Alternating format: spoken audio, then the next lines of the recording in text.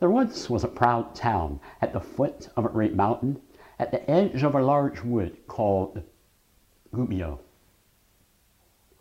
One night, a shadow came out of the woods and prowled the streets of Gubbio.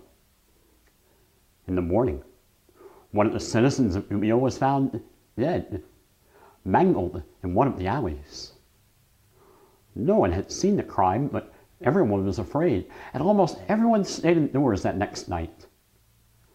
But there were some who ventured out alone late at night. The next morning began with cries throughout the town. Another citizen was found, his clothes torn, his body mangled.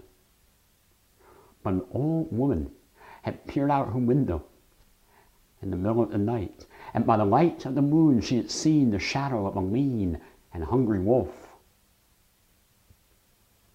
That next night, no one dared to go out except for two young men.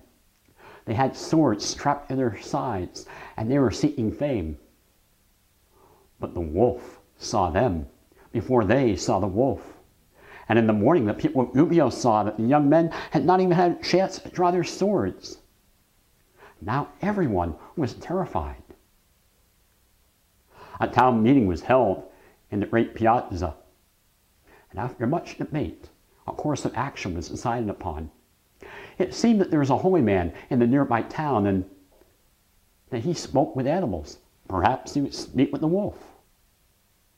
So the elders of Gubbio quickly journeyed to that nearby town and sought out the holy man.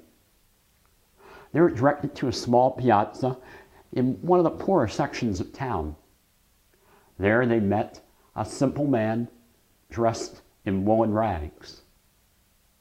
The holy man listened to the elders complain about the wolf, and then he asked them, "Well, what do you want me to say to the wolf?" One elder said, "Why, tell him about the commandments, especially the one, 'Thou shalt not kill.'" Another elder said, "Tell him about the great commandment. Tell him to love his neighbor as he loves himself." But all the other elders disagreed with the first two, saying, "Wolves are wolves, and they will never change. Tell the wolf to go to another town. We do not deserve a wolf in Gubbio." And then the elders began to name all the great cities of Gubbio that they felt deserved a wolf.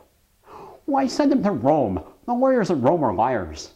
No, send him to Milan. The bankers of Milan are dishonest." "No, send him to Florence. The merchants in Florence are greedy." No, send them to Venice. The people of Venice celebrate carnival without morals and without shame." Of course, they thought that the good city of Gubbio deserved no wolf.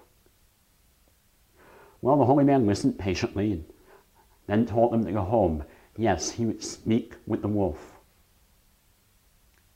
That night, as the sun began to set, the holy man journeyed out of the city and into the woods.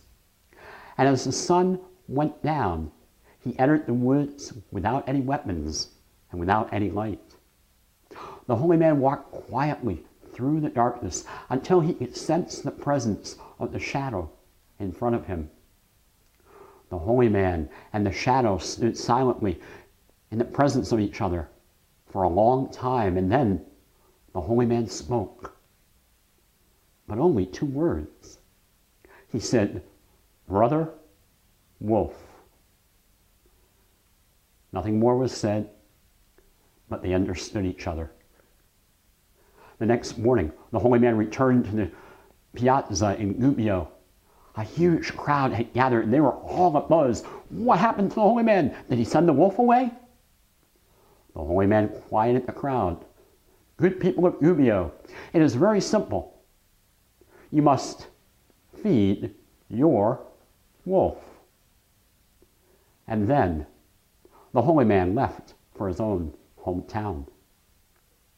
Well, the people of Gubbio argued all day long about what the holy man had said. "What does he mean, our wolf? We did not ask for a wolf to come to Gubbio. That is not our wolf."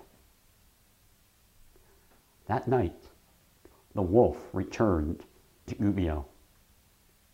All the streets were dark and empty.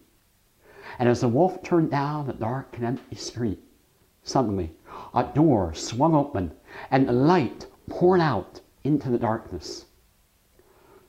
And someone stepped out into the light and placed a platter of food on the cobblestone road, and then quickly retreated back into their home. The wolf devoured the food that was placed in front of him. And so it was in front of a different home every night in Gubbio. Until after a year's time, every home in Gubbio had taken a turn feeding their wolf. This went on for 3 more years until the wolf, growing old like all God's creatures, died. And then the people of Gubbio wept, saying to themselves, "How will we feed our wolf now?" As for the holy man, he returned to his town of Assisi. His name was Francis. And that was not the only time that Francis spoke with animals. He spoke with them many times. But those are all other stories.